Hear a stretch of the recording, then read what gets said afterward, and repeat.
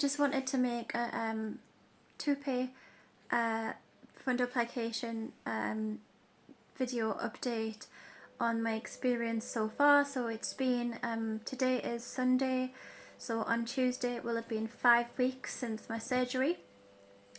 In the last video I was just discussing nausea that I'm still getting, and I've had nausea for the last 4 nights. I think 4 nights, yeah, the last 4 nights, which has been quite horrible. I was saying in the last video that I didn't know what was causing the nausea. However, I've had 2 insights on it. Insights, well, as insightful as I can be. One is I actually made some homemade cashew nut milk. So I got like cashew nuts and added I think it was about 300 milligrams of hot water and blah blah for 15 minutes, soaked them, drained them, added like 2 to 4 cups of water and blended them to make cashew nut milk. You can get the recipes online.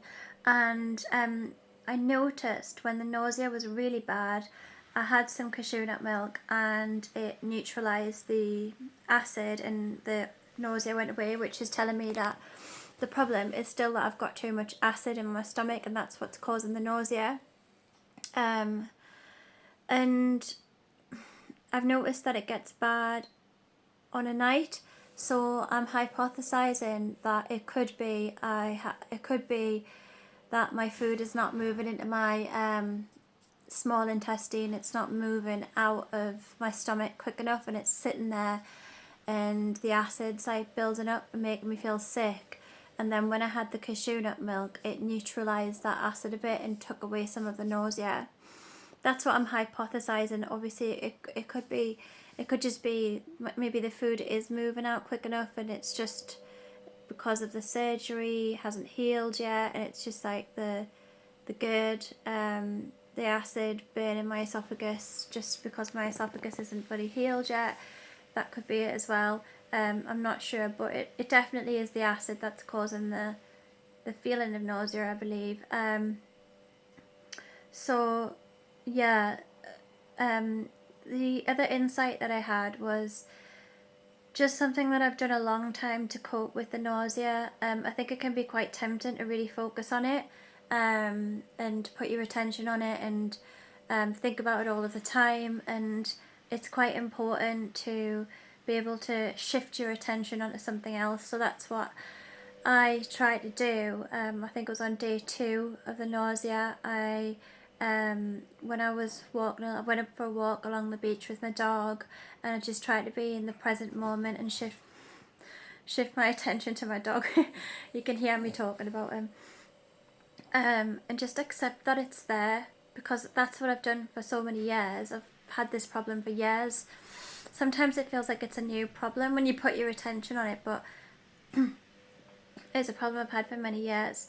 So I think it's really important that, you know, if you do have these problems with acid and maybe your stomach not emptying, the nausea and stuff, to not stop trying to find a solution to it, not give up, not stop with the diet changes, you know, etc.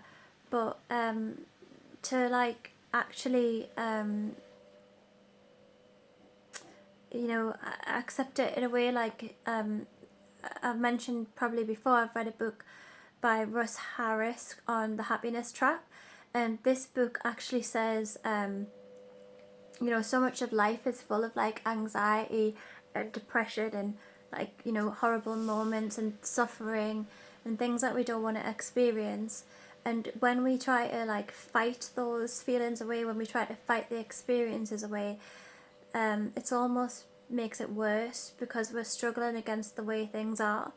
You know, and it gives different like metaphors. So one you can use is imagine you are driving along in a car and you're looking out at a beautiful scenery, mountainous scenery, the sky's blue, you know, wispy white clouds floating by, the sun shining down, you've got your favourite music on, maybe classical music or whatever, your favourite music, and there's a speck of mud on your windscreen, and say you're like a clean freak, and are you gonna get totally distracted by that one speck of mud and try to keep getting that speck of mud off your windscreen, or are you gonna let the bit of mud be there and choose to shift your attention to the scenery,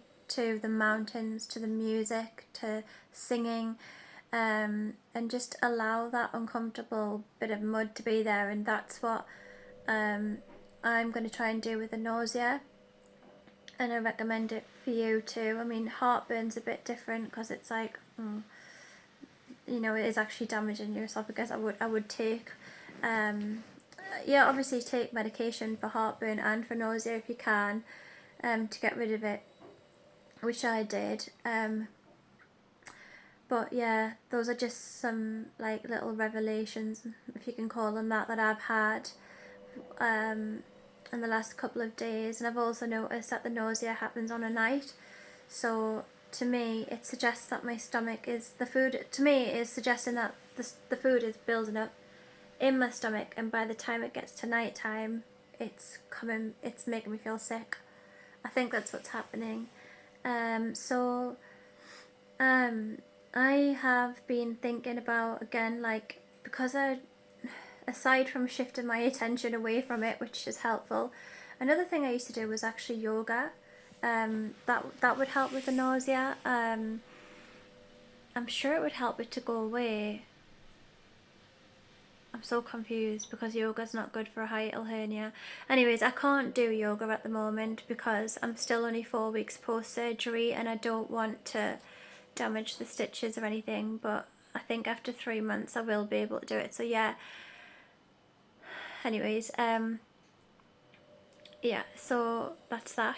I've totally forgotten what I was going to say now.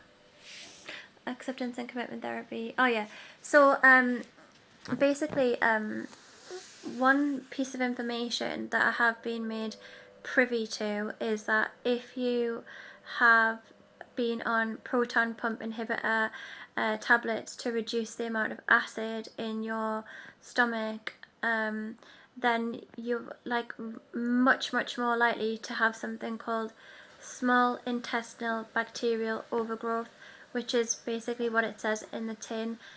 Too much bacteria in your small intestine, which apparently can cause bloating and nausea, and I believe it may actually cause some symptoms of gastroparesis as well, so a slowing down of the food moving from your stomach into your small intestine.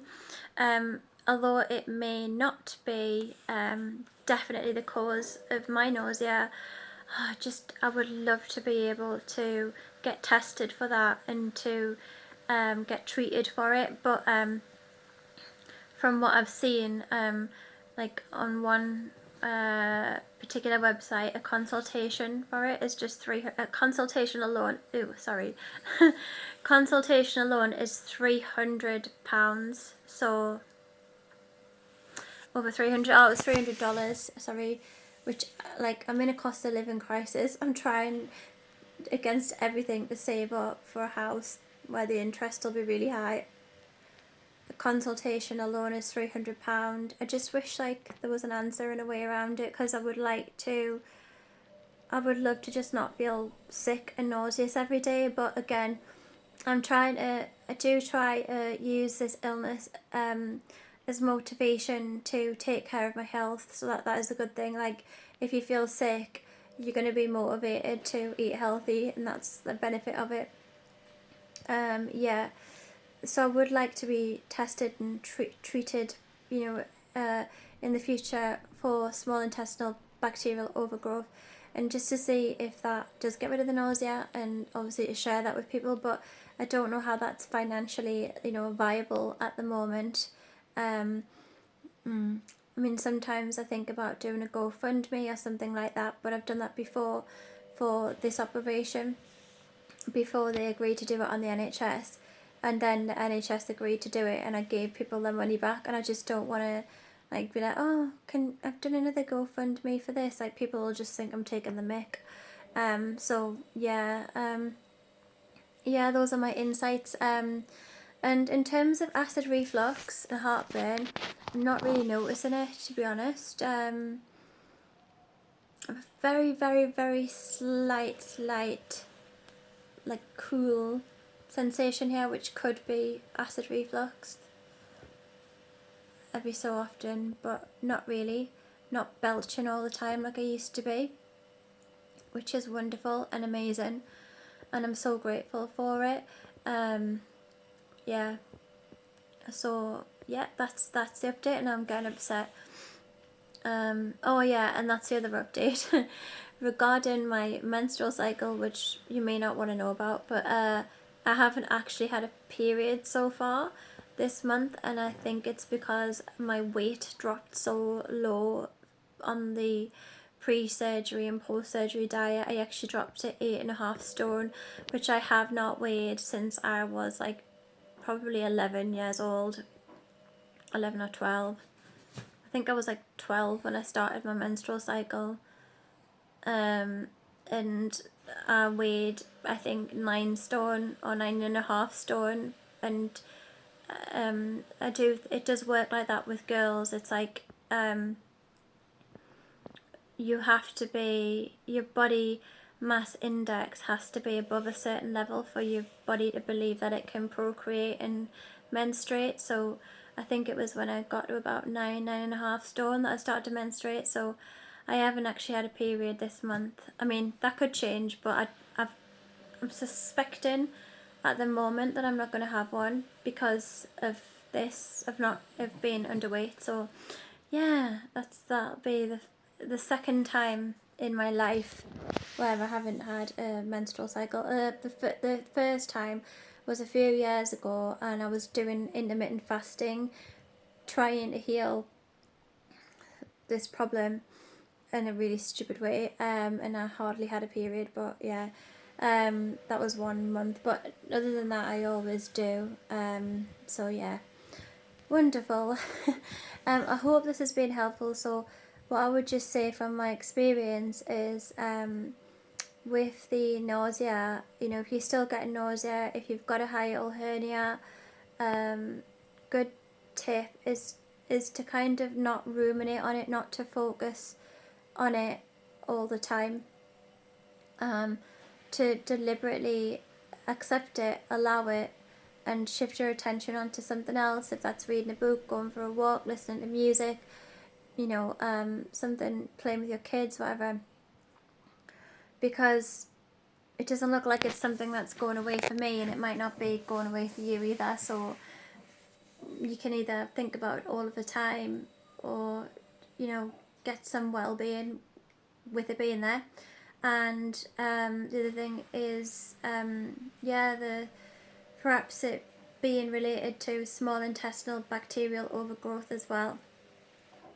And in an ideal world, everybody could afford to be tested and treated for that. So yeah, I don't have an answer to that, but yeah, those are the two updates, and yeah, hopefully it's been reasonably helpful. Thank you, bye.